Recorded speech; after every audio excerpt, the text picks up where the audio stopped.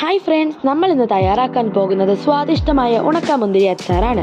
അതിനായി ആവശ്യമായ ചേരുവകൾ: ഉണക്കമുന്തിരി 100 ഗ്രാം, ഇഞ്ചി ചെറുതായി അരിഞ്ഞത് 2 സ്പൂൺ, വെളുത്തുള്ളി 10 അല്ലി ചെറുതായി അരിഞ്ഞത്, പച്ചമുളക് 3 എണ്ണം, ഉപ്പ് ആവശ്യത്തിന്, മുളക് പൊടി 2 സ്പൂൺ, കായം 1/4 ടീസ്പൂൺ, ശർക്കര 2 സ്പൂൺ, പുളി ഒരു ചെറിയ നെല്ലിക്ക വലുപ്പത്തിൽ വെള്ളത്തിൽ കുതിർത്ത് വയ്ക്കുക. ഒരു പാൻ അടുപ്പത്ത് വെച്ച് എണ്ണ ഒഴിച്ച് ഇഞ്ചിയിട്ട് വറുത്തുകോരി മാറ്റിവെക്കുക.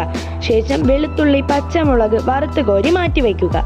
അതുപോലെ ഉണക്കമുന്തിരിയും വറുത്തുകോരി മാറ്റിവെക്കാം.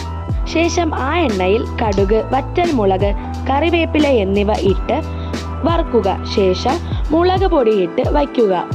അത് കഴിഞ്ഞ് പുളിവെള്ളം ഒഴിച്ച് കലക്കുക. ശേഷം ഉപ്പ്, കായം എന്നിവ ചേർത്ത് ഇളക്കുക. അതിലേക്ക് ശർക്കര അരിഞ്ഞത്, വറുത്തുകോരിയ ഇഞ്ചി, വെളുത്തുള്ളി, പച്ചമുളക് എന്നിവ ചേർത്ത് ഇളക്കുക. ശേഷം ഉണക്കമുന്തിരി ചേർത്ത് അവസാനമായി വിനാഗിരിയും കൂടെ ചേർത്താൽ സ്വാദിഷ്ടമായ ഉണക്കമുന്തിരി അച്ചാർ തയ്യാറാവും. സബ്സ്ക്രൈബ് ചെയ്യണേ.